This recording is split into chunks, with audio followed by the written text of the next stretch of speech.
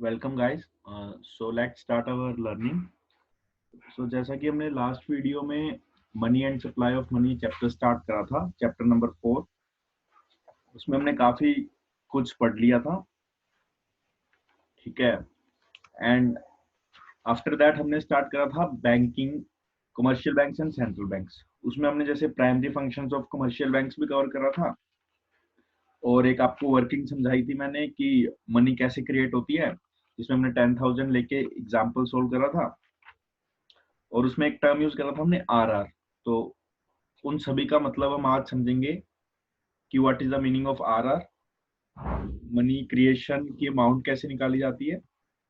देखो, जो हमने पिछली क्लास में वर्किंग करी थी वो तो 6 मार्कर टाइप क्वेश्चन के लिए वर्किंग थी, काफी बड़ी वर्किंग थी, ठीक है। उसमें तुम्हें कंटेंट भी लिखना पड़ेगा। लेकिन कभी कभी जस्ट एक फॉर्मूला पूछ लेता है कि money created by commercial bank कितना अमाउंट आता है, तो हमें तब ये फॉर्मूला बताना होता है मेनली, ठीक है। तो पहले इस फॉर्मूले को हम समझेंगे। कभी कभी न्यूमेरिकल भी आ सकता है, 1 मार्कर या 2 मार्कर होता है, लेकिन अगर हमने समझा हो तो हम अच्छे से आंसर कर पाएंगे और हमारे मार्क्स भी डिडक्ट नहीं होंगे, ठीक है। तो हमारा फर्स्ट टॉपिक है मनी क्रिएशन। मनी क्रिएशन का प्रोसेस हमने समझ रखा है। अब उसमें एक फॉर्मूला होता है 1/RR इंटू कैश रिजर्व, ठीक है। कैश रिजर्व मतलब जितना भी उसके पास कैश अमाउंट है, इसको तुम कैश रिजर्व को समझ लो कि कैश कितना है उसके पास। क्योंकि हमने क्या बात करी थी कि जो भी कैश आएगा वो कोई भी सेविंग्स में नहीं रखेगा अपने पास। अगर सेविंग्स करनी है तो वो सब बैंक डिपॉजिट होगा, ठीक है। इतनी नॉलेज वैसे रिक्वायरमेंट नहीं है 12th के लिए, लेकिन हाँ, कैश रिजर्व तुम्हें पता होना चाहिए कि कैश रिजर्व किसको कहते हैं। कैश रिजर्व जो भी पैसा होता है उसको हम कैश रिजर्व कहते हैं, ठीक है। और वो हम बैंक में डिपॉजिट करवाएंगे अगर हमारे पास एक्स्ट्रा पड़ा है तो, ठीक है। तो हमने मनी क्रिएटेड में देखा था पिछली क्लास में कि हमने 1000 कैश रिजर्व था स्टार्टिंग में इनिशियली, और फिर 10% हमारे पास RR था। मैंने एक बात करी थी ना कि यार बैंक हमेशा 10% रखता है अपने पास और बाकी फिर लैंड कर देता है, फिर 10 रखता है फिर लैंड कर देता है, ठीक है। उसके बारे में हम आगे बात करेंगे कि वो रिजर्व क्यों रखता है, क्यों रखना पड़ता है, किसके पास रखना पड़ता है। लेकिन हाँ, बैंक को रिजर्व रखना पड़ता है, ठीक है। तो हमने 1000 से हमने देखा था 10,000 रुपीज की मनी जनरेट हो रही थी सिर्फ 1000 कैश रिजर्व से। वो हमने एक पूरा एग्जाम्पल के थ्रू वर्किंग की थी। लेकिन अगर डायरेक्ट निकालना हो तो देखो हम कैसे, कितना इजीली है निकालना डायरेक्ट। अगर निकालना हो तो कंसंट्रेट करो गाइज। अगर डायरेक्ट निकालना है तो जैसे RR क्या, रिजर्व रेशियो, पिछली क्लास में कितना था, ये था 10%। 10% था ना,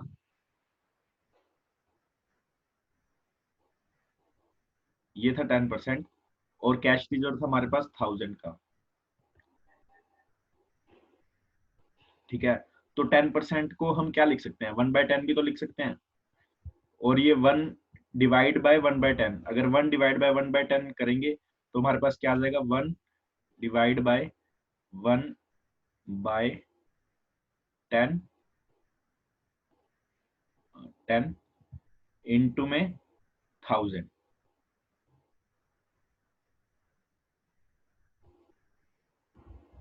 किसके इक्वल आ जाएगा ये, किसके इक्वल आ जाएगा गाइस। हाँ, बिल्कुल सही, 10 इंटू में 1000। तो टोटल मनी जनरेट कितनी होगी, 10,000। अगर हमें डायरेक्ट निकालना है तो डायरेक्ट फॉर्मूला ये दिया हुआ है हमें, money created by commercial bank निकालना है तो 1/RR इंटू कैश रिजर्व। तो आप जल्दी से ये फॉर्मूला नोट कर लीजिए और फिर हम नेक्स्ट टॉपिक में मूव करते हैं। ये रहा 1/RR इंटू कैश रिजर्व। ये मल्टीप्लाई का साइन है, जो एस्टेरिस्क है ना, ये स्टार कहते हो जिसको आप, ये मल्टीप्लाई का साइन है, ठीक है। तो let's move to next slide. तो इसी को, अब एक टर्म आती है इसमें, मनी मल्टीप्लायर, ठीक है। मनी मल्टीप्लायर क्या है, देखो यार, मल्टीप्लायर से तुम्हें पता लग रहा होगा कि कुछ मल्टीप्लाई का कंसेप्ट है। हाँ, बिल्कुल वही कंसेप्ट है आप जो सोच रहे हो। देखो, हमारे पास कैश रिजर्व तो था, ये तो हमें पता ही है, हमारे पास कैश रिजर्व था कितने का, 1000 का कैश रिजर्व था, ठीक है। हमारे पास 1000 का कैश रिजर्व था, लेकिन उसके साथ हमने मल्टीप्लाई क्या करा था, 10। क्यों, वो कहाँ से आया था, वो रिजर्व रेशियो से आया था। रिजर्व रेशियो हमारा 10% था, तो 1/1/10, ठीक है। तो जो डिनोमिनेटर में 10 था वो न्यूमरेटर में 10 चला गया, ठीक है। तो मनी मल्टीप्लाई ये कहता है यार हमारे पास जितना कैश रिजर्व है वो कितने टाइम मल्टीप्लाई हो रहा है। अगर हमारे पास फाइनल अमाउंट आता 10,000 और हमारे पास इनिशियली था 1000, तो कितना मल्टीप्लायर हुआ 10। ये हम कैसे निकाल सकते हैं? अगर तुम्हें मनी मल्टीप्लायर निकालना हो तो ये हमारे पास सीधा डायरेक्ट फॉर्मूला है मनी मल्टीप्लायर का। देखो मनी मल्टीप्लायर का अगर तुम्हें फॉर्मूला देखना है तो सिंपल सा फॉर्मूला है 1/RR। ये मनी मल्टीप्लायर का फॉर्मूला है, ठीक है। अब हमने अभी क्वेश्चन करा था तो उसके अकॉर्डिंग क्या होगा, 1/1/10 इज इक्वल टू 10। तो ये मनी मल्टीप्लायर मतलब जो इनिशियल मनी है वो इतनी टाइम मल्टीप्लाई होगी, और फाइनल निकालनी है तो money multiplier into cash reserve कर दो, final money created by commercial banks आ जाएगी, ठीक है। तो इस स्लाइड में हमने दो चीजें देखी है। पहली तो बहुत इजी कि मनी कितना क्रिएट होगा वो फाइनल अमाउंट आएगा ये, और मनी मल्टीप्लायर क्या है, ये सिर्फ जो ये वैल्यू आएगी मतलब कितने टाइम मनी को मल्टीप्लाई करा है वो ये आएगा, ठीक है। तो आज टॉपिक्स काफी इजी है, लेकिन हाँ जो लास्ट के 5-6 टॉपिक्स हैं वो तुम्हें समझने पड़ेंगे, और वो काफी अच्छे टॉपिक्स हैं, ठीक है। एग्जाम पॉइंट ऑफ व्यू से जो ये टॉपिक है मनी क्रिएशन का, ये इंपॉर्टेंट है लेकिन इसकी वेटेज कम होती है यार। लेकिन देखो एग्जाम में तो ये टॉपिक आता है, ठीक है। काफी प्रीवियस ईयर में भी तुम देखोगे ये टॉपिक को आते हुए, तो तुम्हें पढ़ के तो जाना ही है। वेटेज कम है ज्यादा है वो हम बाद में देखेंगे, एक बार हमें सारा लर्निंग प्रोसेस डेवलप करना है अपना, ठीक है। तो let's move to next slide.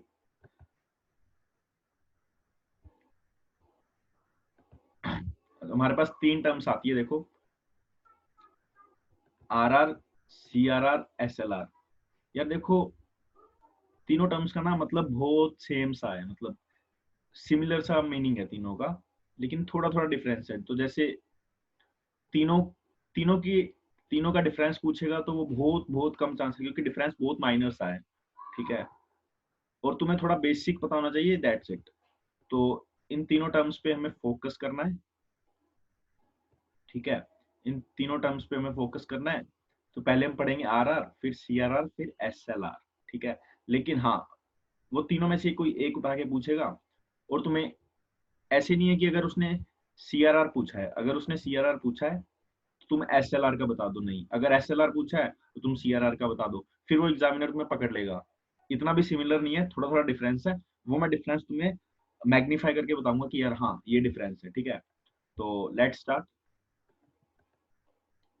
थोड़ा पहले बुक रीडिंग करते हैं, उसके बाद समझेंगे वो क्या चीज है। तो आरआर को क्या कहते हैं, रिजर्व रिजर्व रिक्वायरमेंट कह दो, रिजर्व रेशियो कह दो, ठीक है। बुक में रिजर्व रेशियो नहीं है, रिजर्व रिक्वायरमेंट है, तो तुम रिजर्व रिक्वायरमेंट लेके चलो एक बार, ठीक है।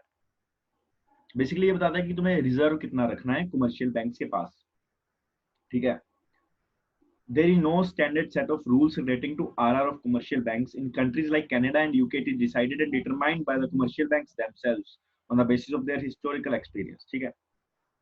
In India, it is about 5%, ठीक है। तो मतलब RR 5% का मतलब क्या, अगर तुम्हारे पास 1000 रुपीज आए तो तुम्हें 50 रुपीज सेंट्रल बैंक के पास डिपॉजिट करवाने हैं, ठीक है। तो यार RR CRR देखो ये टर्म है ना, ये एक जनरल टर्म है। RR मतलब उसको रिजर्व रखना है। CRR क्या होता है, कैश रिजर्व रेशियो। SLR होता है स्टैट्यूटरी लिक्विड रेशियो, ठीक है। तो हमें मेनली इन दोनों पे फोकस करना है। RR तो तुम्हें पता ही है यार, मतलब RR 5% है, तो जितना भी डिपॉजिट आएगा उसका 5% तुम्हें क्या करना है, RBI के पास डिपॉजिट रखना है, ठीक है। और मान लो RR 10% आया तो उसका 10% रखना है, ठीक है। ये सब तुम्हें तो पता है। अब मेनली हम फोकस करेंगे कहाँ पे, SLR पे, ठीक है। मेनली फोकस करेंगे SLR पे और CRR पे। CRR और SLR इंपॉर्टेंट है, तो इन दोनों पे फोकस करते हैं। तो CRR refers to cash reserves of commercial banks with RBI as a percentage of their total deposits। तो CRR का बेसिक देखो, अब मैं मैग्नीफाई कर रहा हूँ कि CRR होता क्या है, मतलब मेन पॉइंट तुम्हें एग्जाम में क्या हाईलाइट करना ही पड़ेगा, नहीं तो एग्जामिनर समझाएगा। कैश रिजर्व्स, ये in the form of cash reserve है, ठीक है। और तुम्हारी बुक में एक टर्म आएगा वोल्ट कैश, ठीक है। वो टर्म को तुम्हें ज्यादा समझना नहीं है, क्योंकि वो टर्म रेयर टू रेयर आते हैं एग्जाम, मतलब आज तक तो कभी नहीं आई, ठीक है। लेकिन फिर भी हम दोबारा समझते हैं वो टर्म क्या है। Beside CRR which the banks are legally bound to keep, हाँ, कैश रिजर्व्स, ये this is legal boundation, legal boundation, okay. कभी कभी कमर्शियल बैंक ना अपने पास एक्सेस रिजर्व रखता है, क्योंकि यार कभी लोग पैसा ज्यादा मांगने आ गए, ठीक है, तो वो उसको आरबीआई गाइडलाइन नहीं है, लेकिन हाँ अगर मर्जी है तो वो रख सकता है, लोन कम दे देगा, पैसा ज्यादा रख लेगा अपने पास, तो उसको वोल्ट कैश कहते हैं, जो वो एक्सेस में रखता है, रिक्वायरमेंट एक्सेस ऑफ सीआरआर, ठीक है, उसको वोल्ट कैश रेशियो कहते हैं। अब देखो यार, जो मनी मल्टीप्लायर है, मनी मल्टीप्लायर को हमेशा डिनोट किससे करते हैं, के से, स्मॉल के से, ठीक है। मनी मल्टीप्लायर को आप हमेशा डिनोट करोगे स्मॉल के से, ये याद रखना, ये बहुत इंपॉर्टेंट है, और तुम्हें ये नोटेशन यूज करनी है एग्जाम में, मनी मल्टीप्लायर को स्मॉल के से डिनोट करना है तुम्हें, ठीक है।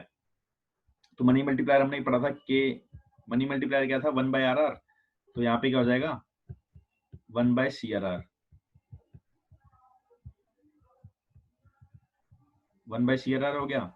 और बुक में तुम देखोगे यार, उसने अगर मान लो वोल्ट कैश भी रखा है, तो इसमें वोल्ट कैश भी ऐड कर दो, ठीक है, प्लस वोल्ट कैश रेशियो।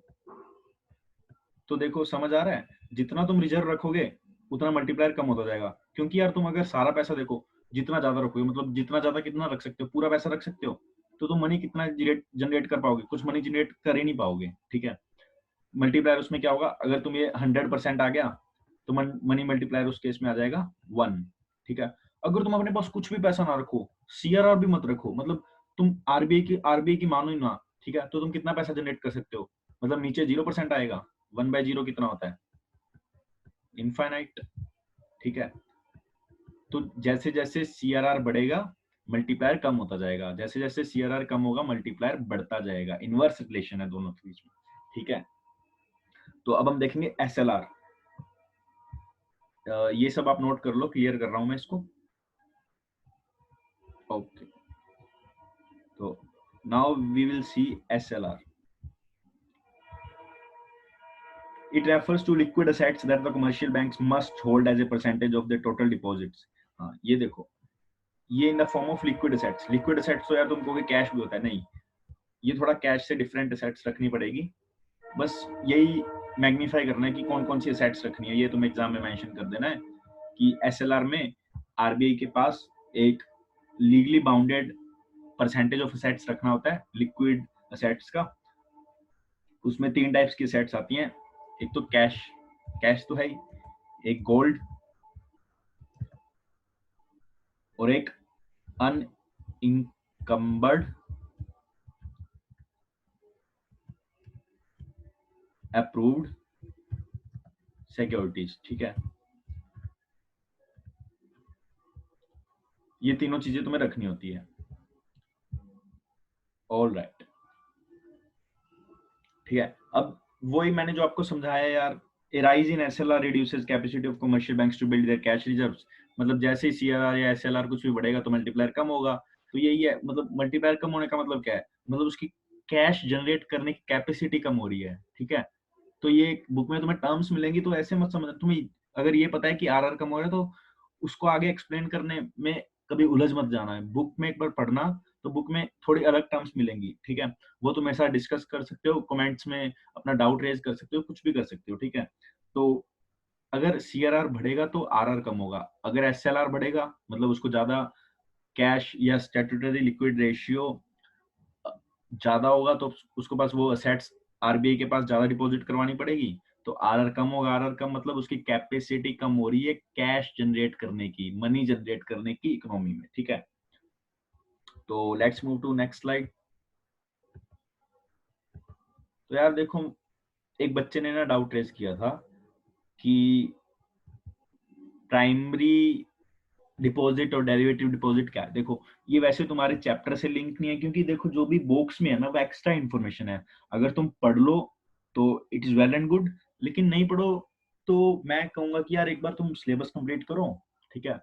और जब तुम्हारे पास टाइम हो तो तुम्हारा एक बार जब रिवाइज करोगे तो थोड़ा थोड़ा पढ़ लेना, ठीक है। बिल्कुल नहीं पढ़ो ये भी सही नहीं है, और बहुत ज्यादा पढ़ो ये भी सही नहीं है, ठीक है। वैसे अच्छा डाउट था, तुम्हें थोड़ी नॉलेज ही मिलेगी इससे। और जो होट्स वाले क्वेश्चन है ना, मेरे पास बच्चों के मैसेज आ रहे थे, तो होट्स वाले क्वेश्चन अवॉइड कर दो यार, बिल्कुल कंप्लीटली अवॉइड करो। इकोनॉमिक्स के लिए पहले कंसेप्ट बिल्ड करो, कंसेप्ट को स्ट्रेंथ स्ट्रेंथ बनाओ अपनी, और उसके बाद तुम सीबीएसई वाले पास्ट ईयर सोल्व करो। सोल्व करने के बाद लिख के देखो, लिख के अपने टीचर से चेक कराओ कि how much marks do you give to me, ठीक है। उससे फिर अपनी गलतियों को एनालाइज करो, ठीक है। तो यार अबव 90 बहुत बच्चों के आते हैं, लेकिन हाँ उनके आते हैं जो पढ़ते हैं। और अभी तुम्हारे पास सैंपल टाइम है, क्योंकि अभी लॉकडाउन चल रहा है, तुम्हें कुछ करना नहीं है, ज्यादा घर पे रहते हो तुम सभी, तो आप इजीली दिन में एक दो वीडियो भी वॉच करोगे, फिर एक दो दिन में, ठीक है, बुक रीडिंग करोगे तो आसानी से तुम्हारा सिलेबस कवर हो जाएगा। चलो अब हम अपने टॉपिक पे आते हैं, टाइप्स ऑफ डिपॉजिट, ठीक है। Primary and derivative. अब कई बच्चे सोच रहे होंगे यार हमने तो सेकेंडरी पढ़ा है, तो डेरिवेटिव को ही सेकेंडरी कहते हैं, इसको सेकेंडरी भी कहते हैं, ठीक है, इसको सेकेंडरी डिपॉजिट भी कहते हैं। तो प्राइमरी डिपॉजिट में क्या होता है, जो भी हम कैश डिपॉजिट कराते हैं कमर्शियल बैंक्स के साथ, वो प्राइमरी डिपॉजिट होता है, दैट्स इट, ठीक है। उसको डिमांड डिपॉजिट भी कहते हैं, क्योंकि हम कभी भी डिमांड कर सकते हैं। और जो डेरिवेटिव या सेकेंडरी डिपॉजिट होता है वो हम डिपॉजिट नहीं करवाते, एक्चुअली वो जो हम लोन लेते हैं ना उसको सेकेंडरी डिपॉजिट या डेरिवेटिव डिपॉजिट कहते हैं। जो हम बोरोइंग करते हैं बैंक से, वो डेरिवेटिव डिपॉजिट या सेकेंडरी डिपॉजिट्स का पार्ट है, ठीक है। तो इसमें आई थिंक कुछ ज्यादा समझाने वाला नहीं है, तो हमारे मेन टॉपिक पे चलते हैं। देखो यार, कंट्रोलिंग द मनी सप्लाई, हाँ देखो यार ये टॉपिक जिसको समझ आ गया ना, उसके सीबीएसई में 6 या 8 नंबर पक्के, बिल्कुल पक्के हैं। या तो 4+4 का करके आएगा इससे रिलेटेड, ठीक है, यस, या सीधा 6 मार्कर आएगा, ठीक है। जब मैंने एग्जाम दिया था 2018 में, तब 6 मार्कर आया था, बिल्कुल लास्ट क्वेश्चन था, ठीक है, आप चेक कर सकते हो। लेकिन हाँ यार, तब टाइम भी कम बचता है, बिल्कुल लास्ट में, ठीक है। और ये बहुत अच्छे से प्रेजेंट करना होता है यार, ऐसे नहीं है कि तुम कुछ भी करो और कुछ भी लिख दो, नहीं, फिर टीचर मार्क्स नहीं देता, या मार्क्स देगा भी तो 6/4 दे देगा, ठीक है। तो आई होप कि सभी अच्छा लिखें, 6/6 करें, लेकिन यार फिर भी इतनी शीट्स होती हैं, तो जो अच्छे से कंसेप्ट समझाएगा उसी को 6/6 मिलेंगे। तो पहले हम कंसेप्ट समझते हैं, और फिर आफ्टर 1 to 3 months या जब भी हमारा सिलेबस पूरा हो जाए, हम थोड़ी टेक्निक्स बताऊंगा आपको, टिप्स एंड ट्रिक्स, जिससे आप अपनी जो राइटिंग स्किल है वो इम्प्रूव कर सको, ठीक है। तो controlling the money supply, basically इसमें है कि यार देखो क्या होता है इकोनॉमी में ना, कभी कभी मनी की सप्लाई बहुत ज्यादा हो जाती है, कभी कभी मनी बहुत ज्यादा हो जाता है, और कभी कभी मनी बहुत कम हो जाता है, ठीक है। अभी आपको समझ नहीं आ रहा होगा कि यार मनी ज्यादा कैसे होगा, कम कैसे होगा। देखो मनी सप्लाई कैसे ज्यादा हो जाता है कि देखो इकोनॉमी जैसे बिल्कुल स्टेबल चल रही है इकोनॉमी, ठीक है, लेकिन फिर गवर्नमेंट कह रही है यार नहीं, एक पुल बनाते हैं, एक ओवरब्रिज बनाते हैं, एक बुलेट ट्रेन लाते हैं जापान से, या कैसे भी, जापान से नहीं कह सकते क्योंकि वो अब्रॉड पेमेंट हो जाएगी, मतलब इंडिया में कुछ डेवलपमेंट करते हैं, तो अगर वो ओवरब्रिज बनाएगी तो वो क्या करेगी, इंडिया वाले लोगों को रुपए देगी, तो वैसे देखो फिर वैसे मनी सप्लाई बढ़ जाएगी। ये एक सोर्स है मनी सप्लाई का, ठीक है। और मनी सप्लाई कम कैसे होती है, अगर गवर्नमेंट ने मान लो पहले तुमसे 1000 रुपए टैक्स ले रही थी, अब अगर टैक्स रेट बढ़ा दिया, अगर टैक्स रेट डबल कर दिया, तो तुमसे कितना टैक्स लेगी, 2000, तो तुम्हारे पास से मनी जा रहा है, गवर्नमेंट के पास आ रहा है, ठीक है, वो मनी सप्लाई कम हो गया। बेसिकली आरबीआई गवर्नमेंट अलग होते हैं, लेकिन समझाने के तरीके से मैं गवर्नमेंट आरबीआई को एक बार एक लेके चल रहा हूँ, ठीक है। तो अब कभी कभी मनी सप्लाई ज्यादा होती है, कभी कभी कम होती है, कभी कभी गवर्नमेंट को लगता है कि यार, आरबीआई को लगता है कि मनी सप्लाई कम है तो सही है, लेकिन कई बार आरबीआई को लगता है यार मनी सप्लाई कम नहीं होनी चाहिए, ज्यादा होनी चाहिए। तो अब हम मेजर्स देखेंगे कि कैसे मनी सप्लाई तो देखो ऑटोमेटिकली वो देख के बताएंगे कम है ज्यादा है, लेकिन हम उसको चेंज कर सकते हैं, ठीक है। अगर वो कम है तो हम ज्यादा कर सकते हैं, ज्यादा है तो कम कर सकते हैं, वो कर सकते हैं। तो अब उसके ऑप्शंस देखेंगे कैसे कम ज्यादा करते हैं, ठीक है। उसमें बेसिकली हमारे पास बुक के अकॉर्डिंग दो इंस्ट्रूमेंट्स हैं, two instruments, quantitative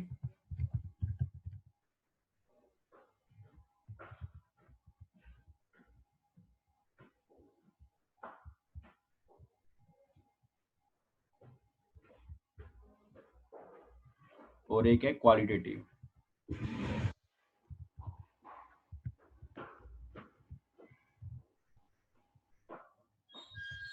बेसिकली हमारे पास दो इंस्ट्रूमेंट्स हैं, क्वांटिटेटिव और qualitative.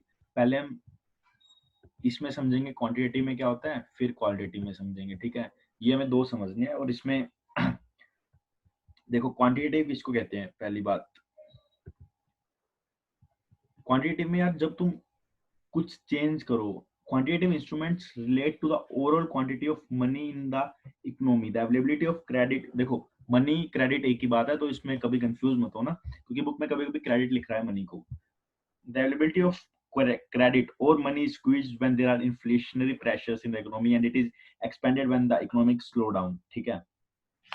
Qualitative instruments on the other hand are instruments of selective credit control or those instruments which concentrate more on advice to the banking instruments rather than policy rate। देखो quantitative पढ़ते हैं तो quantitative में यार देखो policy बनानी, policy implement करनी, ये सब होता है। और क्वालिटेटिव में क्या होता है, कुछ एडवाइजरी इशू होती है, ठीक है। मतलब माइल्ड ऑप्शंस होते हैं, मतलब ज्यादा अथॉरिटेटिव एक्शंस नहीं होते कि हाँ यार ये करो, ये करना है। मतलब एडवाइजरी होती है, ठीक है। कुछ एक टाइप के सजेशंस होते हैं, ठीक है। लेकिन अब पहले हम क्वालिटेटिव पढ़ते हैं, ठीक है। तो क्वालिटेटिव में मैं बताऊंगा आपको क्या क्या इंक्लूड होता है और कैसे कैसे वर्क होता है।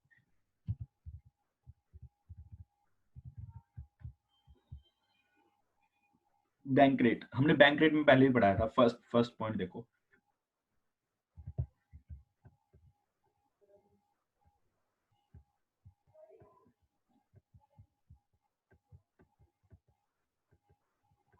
देखो मैं इतना हाईलाइट इसलिए कर रहा हूँ क्योंकि ये इंपॉर्टेंट्स हैं यार, मतलब इसके बिना पेपर बनता नहीं है। पक्का ये 6 मार्कर या 8 मार्कर आता ही आता है। तो बैंक रेट, ठीक है।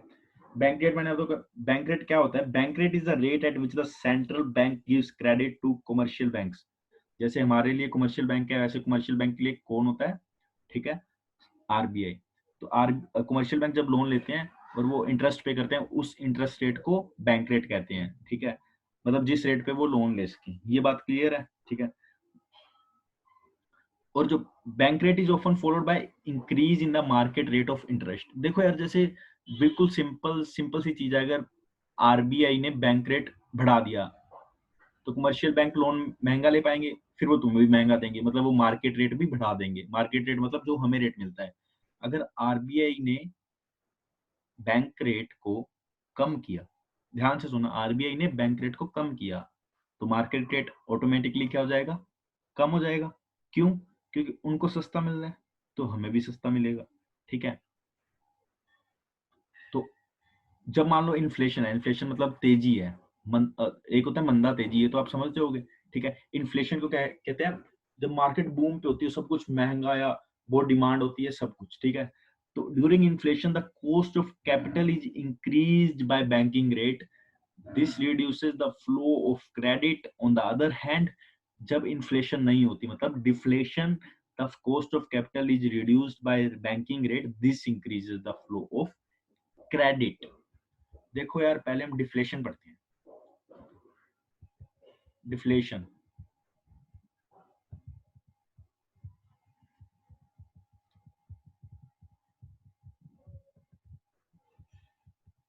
डिफ्लेशन में क्या होता है यार, लोगों के पास हमें पैसा सप्लाई करना है, मतलब लोगों के हाथ में पैसा बढ़ाना है, तो कैसे बढ़ाएंगे। तो आरबीआई क्या करती है, बैंक रेट को कम करती है। बैंक रेट कम हुआ तो इंटरेस्ट रेट कम हुआ, मार्केट रेट कम हुआ। मार्केट रेट कम हुआ मतलब लोन सस्ते मिल रहे हैं। लोन सस्ते मिल रहे हैं तो लोग क्या करेंगे, लोन को लेंगे, लोन को लेंगे। लोन को लेने के बाद उनके हाथ में क्या आएगा, पैसा। पैसा आएगा तो मनी इकोनॉमी में बढ़ेगी। मनी बढ़ेगी तो डिफ्लेशन की प्रॉब्लम खत्म हो जाएगी, ठीक है। अब दूसरा है इन्फ्लेशन। इन्फ्लेशन चल रहा है, इन्फ्लेशन चल रहा है, तो इन्फ्लेशन में आरबीआई क्या करती है, पैसा कम करना है लोगों के पास है जो, ताकि उनकी डिमांड कम हो जाए, ठीक है। पैसा कम होगा तो डिमांड कम होगी। तो आरबीआई क्या करती है, आरबीआई बैंक रेट को आरबीआई बैंक रेट को इंक्रीज कर देती है बहुत ज्यादा। बैंक रेट इंक्रीज से मार्केट रेट भी बहुत ज्यादा इंक्रीज हो जाता है। मार्केट रेट इंक्रीज होता है तो लोग लोन कम लेते हैं, लोन कम लेते हैं तो उनके हाथ में पैसा भी कम हो जाता है। पैसा कम होता है तो डिमांड कम होती है, डिमांड कम होती है तो इन्फ्लेशन की प्रॉब्लम भी खत्म हो जाती है। ठीक है, ये सारा बैंक रेट का कंसेप्ट है। आप अपनी बुक में से सभी पढ़ लेना, यही इन्फ्लेशन डिफ्लेशन का प्रोसेस समझाया हुआ है। ठीक है, उसके बाद आता है ओपन मार्केट ऑपरेशंस। ये आपके लिए टर्म नया है। देखो फर्स्ट पॉइंट हमने पढ़ा बैंक रेट, दूसरा पढ़ेंगे हम ओपन मार्केट ऑपरेशन। ठीक है, मैं एक बार हाईलाइट कर दूं, ओपन मार्केट ऑपरेशंस।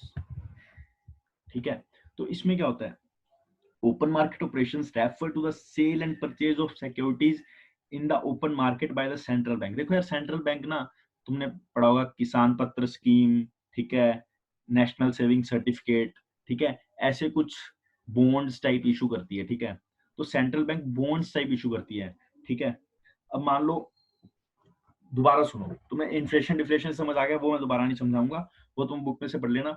अब इसका सिंपल सा फंडा क्या होता है, सिंपल सा फंडा होता है इसका, इस चीज का सिंपल सा फंडा क्या है। देखो यार ओपन मार्केट ऑपरेशंस में वो कुछ बेचेगी। पहले हम समझते हैं बॉन्ड क्या होते हैं। बॉन्ड होता है, वो तुम्हें एक पेपर पे लिख के दे देगी कि हाँ, आज आज तुषार ने या कुणाल ने मेरे को 100 रुपए दिए थे और मैं इसको 1 साल बाद 110 रुपए दूंगी। ठीक है, अब कई लोग उसमें रुपए इन्वेस्ट करेंगे, कई नहीं करेंगे। ठीक है, और कभी कभी वो बॉन्ड लेती भी है तुमसे, मतलब वो कहती है यार, है, मैं तुम्हें 100 रुपए देती हूँ, तुम मुझे 1 साल के बाद 105 रुपए दे देना। ठीक है, दो टाइप के बॉन्ड हो गए, एक को कहते हैं बाइंग ऑफ बॉन्ड और एक को होता है सेलिंग ऑफ बॉन्ड। जो वो बॉन्ड सेल करेगी, पहले ध्यान से सुनना, जो वो बॉन्ड सेल करेगी, ठीक है, तो बायर्स कौन होंगे, पूरे इंडिया के लोग। ठीक है, जो बायर्स होंगे वो क्या देंगे, पैसा। उनको क्या मिलेगा, 1 साल बाद 100 के बदले 110 रुपए, लेकिन 1 साल के लिए उनके हाथ से 100 रुपए चले गए ना, और उनके हाथ में क्या आया, सिर्फ एक पर्चा। और वो पर्चा आता है सिर्फ, वो भी पोस्ट से, आजकल मेल से आता है। ठीक है, और वो 1 साल के बाद ही क्लेम कर सकते हैं 110 रुपए। ठीक है, तो गवर्नमेंट ने क्या करा, 1 साल के लिए मनी सप्लाई को डिक्रीज कर दिया। ठीक है, तुम्हें पता भी नहीं लगा और मनी सप्लाई डिक्रीज भी हो गई। अब अगर गवर्नमेंट को मनी सप्लाई इंक्रीज करनी है, वो तुम्हें कहेगी 100 रुपए ले लो, साल बाद 105 रुपए मुझे दे देना। ठीक है, तो तुम कहोगे ठीक है, वो तुम्हें 100 रुपए देगी, तुम्हें कुछ नहीं करना, तुम्हें 1 साल अपने पास रखने हैं। मनी सप्लाई देखो हो गई ना इंक्रीज, अगर 100 सभी को दे। ठीक है, और तुम्हें 1 साल बाद देना है, बाद की बाद में देखते हैं। ओपन मार्केट ऑपरेशंस ऐसे मनी सप्लाई को रिड्यूस और इंक्रीज करती है। ठीक है, फिर आता है हमारा सीआरआर। देखो पहले एक चीज और लिख देता हूँ, बैंक रेट हमने पढ़ा। ठीक है,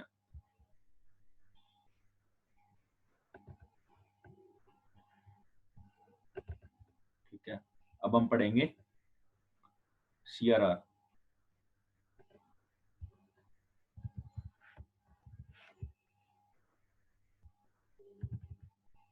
सीआरआर क्या है, मैंने बताया था, कैश रिजर्व रेशियो। ठीक है, अब मान लो गवर्नमेंट को मनी सप्लाई कम करनी है, वो कैश रिजर्व रेशियो को बढ़ाएगी, क्या होगा, आरआर कम होगा, रिजर्व रेशियो मनी मल्टीप्लायर कम होगा। मनी मल्टीप्लायर अगर कम होगा तो बैंक की पैसा जनरेट करने की कैपेसिटी भी कम हो जाएगी। पैसा जनरेट कम होगा तो ऑटोमेटिकली मनी सप्लाई कम हो जाएगी। मनी सप्लाई क्या होता है, देखो मनी सप्लाई हमने बहुत पहले पढ़ा था, मनी सप्लाई स्टॉक कंसेप्ट, मतलब at a point of time money कितना है इकोनॉमी में। ठीक है, वो मनी सप्लाई होता है, कुछ सप्लाई नहीं आ रही पीछे से मनी की, वो नहीं होता मनी सप्लाई। मनी सप्लाई मतलब आज इंडिया में पैसा कितना है, वो मनी सप्लाई होता है। ठीक है, और सीआरआर कम हुआ तो मल्टीप्लायर बढ़ा, मल्टीप्लायर बढ़ा तो multiplier into cash reserve, cash reserve मान लो तो नहीं है, मल्टीप्लायर बढ़ने से cash generated by commercial bank भी बढ़ेगा, तो मनी सप्लाई भी बढ़ेगी। ठीक है, अब इसके साथ ही आता है एक फोर्थ पॉइंट,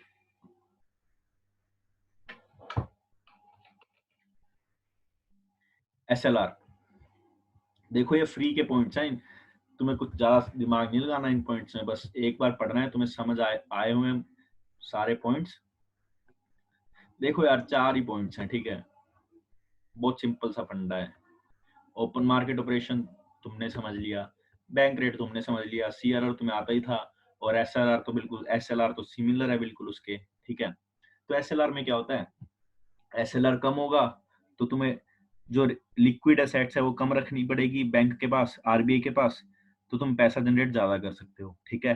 अगर एसएलआर बढ़ा दिया तो तुम्हें एसेट्स ज्यादा रखनी पड़ेगी, गिरवी कह सकते हो, या आरबीआई के पास ज्यादा रखनी पड़ेगी, एज ए डिपॉजिट रखनी पड़ेगी, मतलब तुम उसको यूज नहीं कर सकते। तो ज्यादा सेट रखोगे तो तुम्हारे पास एसेट्स कम बचेगी, तुम्हारी कैपेसिटी कम होगी, और इकोनॉमी में मनी सप्लाई कम होगी, ठीक है।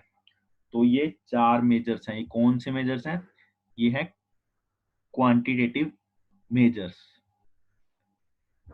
मैं हाईलाइट करके लिख देता हूँ यार, देखो इतना बड़ा हाईलाइट किया, और अब इसे तुम नोट कर लो, ये क्वांटिटेटिव है, ठीक है। क्वांटिटेटिव कौन कौन से हैं, एक बार दोबारा अगर हमने देखना हो, open market operation, bank rate क्या है, जिस रेट पे कमर्शियल बैंक्स आरबीआई से लोन ले सकते हैं, ठीक है। ओपन मार्केट ऑपरेशन में बॉन्ड की बाइंग सेलिंग या सिक्योरिटीज की बाइंग सेलिंग, सीआरआर मैंने पढ़ा ही दिया, और एसएलआर भी तुम्हें पता ही है, ठीक है। अब नेक्स्ट हम देखते हैं क्वालिटेटिव इंस्ट्रूमेंट्स। क्वांटिटेटिव पढ़ लिए, क्वांटिटेटिव में देखो पॉलिसीज लग रही है ना, क्वालिटेटिव में आप खुद पता लग जाएगा आपको यार क्या हो रहा है। क्वालिटेटिव में कोई भी टाइप की पॉलिसी नहीं लगेगी, ठीक है। एग्जाम में दोनों में से एक भी आ सकता है, दोनों भी आ सकते हैं, ये बात किसी को नहीं पता, लेकिन हाँ आएंगे जरूर, ये सभी को पता है। Qualitative,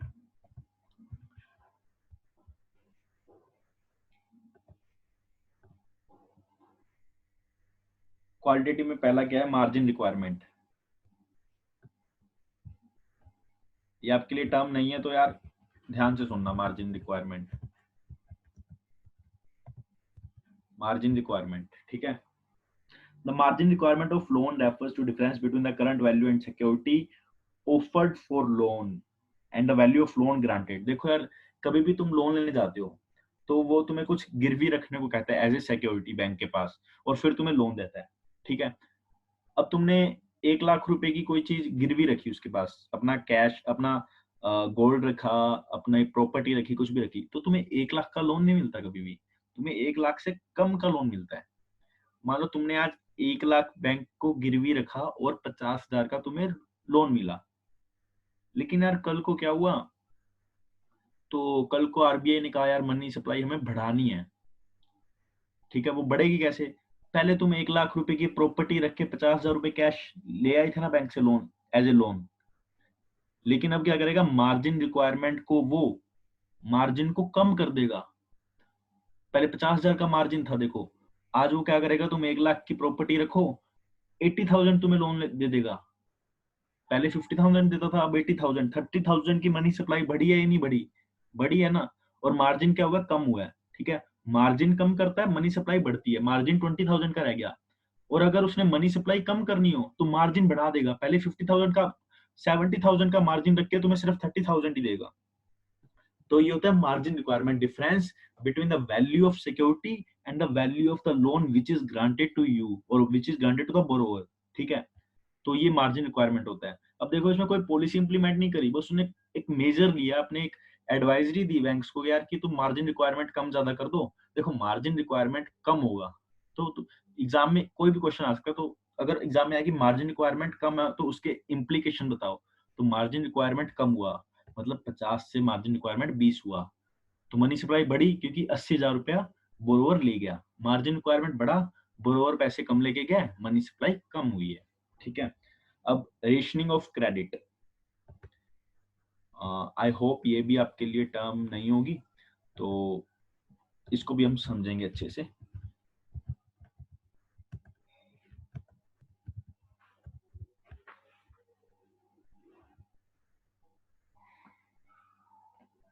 Rationing of credit refers to fixation of credit quotas for different business activities. Rationing of credit is introduced when the flow of credit is to be checked, particularly for speculative activities in the economy, that the central bank fixes credit quota for different business activities. The commercial banks can't exceed the quota limits while granting loans. देखो यार, rationing of credit मतलब rationing क्या है कि logically credit, credit मतलब loan को, ठीक है, लॉजिकली लोन को बांटना, देखो जब मनी सप्लाई ज्यादा होती है ना, तब अगर बैंक को मनी सप्लाई कम करनी है तो वो क्या करता है, लॉजिकली पैसा बांटता है। देखो पहले बैंक के पास मान लो 1 लाख रुपया था, जो भी आया पैसे ले गया, जो भी आया पैसे ले गया। अच्छा आपने आना है, आप पैसे ले जाओ, ठीक है।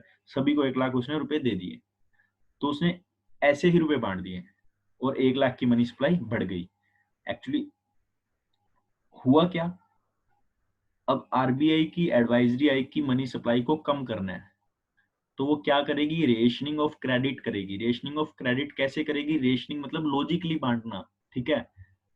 तो वो एक कोटा डिसाइड कर देगी। तुमने सुना होगा यार, कई लोन ना एजुकेशन के लिए, एग्रीकल्चर के लिए सस्ते मिलते हैं, वो यही चीज है, वो रेशनिंग ऑफ क्रेडिट ही है, ठीक है। तो बैंक क्या कहेगा, देखो यार जो तुम स्पेकुलेशन के लिए पैसे लेके जाते हो ना, स्पेकुलेशन मतलब स्टॉक मार्केट में लगाना, ठीक है, या स्पेकुलेट करना मतलब कुछ भी शर्त लगाना, सट्टा लगाना, कुछ भी ऐसा कुछ करना, जो भी एक्टिविटीज है, लीगल भी होती है इलीगल भी होती है, कोई भी एक्टिविटी स्पेकुलेशन, वो कहेगी यार वो हमने कम करनी है। तो मान लो अब मैं रुपए लेने गया, पहले मैं जाता था, मैं रुपए दे देता था, मैं रुपए ले लेता था अपना, बता के कि मुझे 50,000 चाहिए। लेकिन आज मैं गया, आज वो बैंक कहता कि तुझे 50,000 क्यों चाहिए, मैंने कहा यार 10,000 तो मुझे चाहिए अपनी फार्मिंग के लिए, और जो 40,000 है ना मैं वो स्टॉक मार्केट में या कुछ आईपीएल वाईपीएल में लगाता हूँ इसलिए। तो फिर बैंक क्या कहेगा, कहेगा 10,000 रुपए ले जा और 40,000 रुपए तो पड़े रहने दे। मैंने कहा क्या हो गया, कह रहा यार एडवाइजरी आई है, रेशनिंग ऑफ क्रेडिट कर रहे हैं हम, तो बेफालतू पैसा नहीं दे रहे यार, ठीक है। तो देखो 40,000 जो रुपए पे पहले लेके जाता था, अब वो लेके जा नहीं सकता, ठीक है। तो अब क्या हुआ, मनी सप्लाई कम हो गई। तो ये एक मेजर है मनी सप्लाई को कम करने का, रेशनिंग ऑफ क्रेडिट, ठीक है। और थर्ड मेजर और लास्ट मेजर है मोरल सुजेन। तो इसका मतलब क्या है,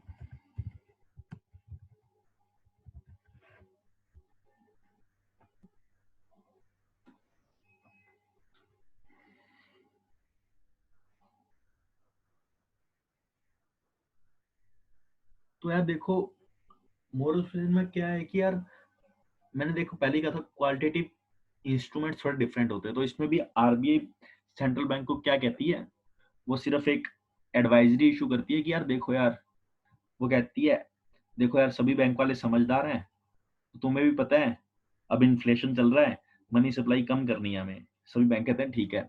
तो वो आरबीआई कहती है यार मेरी बात मान लो, तुम जो भी पैसा आए ना लेने, तो उसको पैसा कम दिया करो, बस ये कर लो तुम। बैंक वाले कहते हैं दोबारा बताओ। तो आरबीआई क्या कहती है कि यार देखो जो पहले तुम लोन ऐसे ही देते थे, या लोन बहुत ज्यादा देते थे, या मार्जिन मतलब कैसे भी, मतलब पहले मार्जिन कम था, अब मार्जिन को बढ़ा दो, या तुम्हारी जो मर्जी है करो लेकिन बस लोन कम दो। बैंक वाले कहते हैं क्यों, वो कह रही है देखो यार इन्फ्लेशन चल रहा है तुम्हें भी पता है, और इन्फ्लेशन में हमें मनी सप्लाई को कम करना है, तो बस इतना सा काम कर दो और मैं कुछ नहीं चाहती, ठीक है। तो वो सारे बोलेंगे चलो ठीक है ये कर देते हैं, ठीक है। तो जनरली आरबीआई को कोई मना नहीं करता कमर्शियल बैंक, क्योंकि सभी का बैंक कौन है, आरबीआई। फिर जब हेल्प हेल्प पड़ेगी तो किसके पास जाएंगे, आरबीआई के पास। इसलिए कमर्शियल बैंक इसकी एडवाइजरी को फॉलो कर लेते हैं और ये टेक्निक भी सक्सेसफुल हो जाती है। तो क्वालिटेटिव के लिए ये 3 ऑप्शन है हमारे पास, ठीक है। क्वांटिटेटिव के लिए हमारे पास थे bank rate, open marketing operations, cash reserve ratio, statutory liquidity ratio. Qualitative के लिए हमारे पास margin requirement, rationing of credit and moral suasion, ठीक है। So with this, we have completed our 5th chapter, banking. So and in the next video, we will start our 6th chapter, aggregate demand and its components. Guys, this chapter is totally new for you because this is this is actually a very new concept for all of you, and you haven't studied this in your class 11th, and this is completely different from the microeconomics, and it has higher weightage, and it has a lot of concepts, lot of graphs, lot of notations, lot of variables, uh, definitions. And first you have to go through all the definitions, all the variables that I will teach you, and then we will start building our concepts, and then we will slowly proceed further and move towards completing और syllabus, ठीक है। तो अभी काफी chapters पढ़े हैं यार, and बहुत हैवी कंटेंट है आगे वाले चैप्टर्स में, क्योंकि ये मैंने चैप्टर्स इसीलिए आपको ये चैप्टर्स मैंने इसीलिए इजी वाले स्टार्ट करवाए थे ताकि तुम एकदम से डर ना जाओ। तो यार आगे बहुत हैवी कंटेंट आ रहा है, तो please follow everything which I have taught till now, and then in next class we will start our with a new chapter. Okay, so good luck guys. Thanks for watching this video. Happy learning.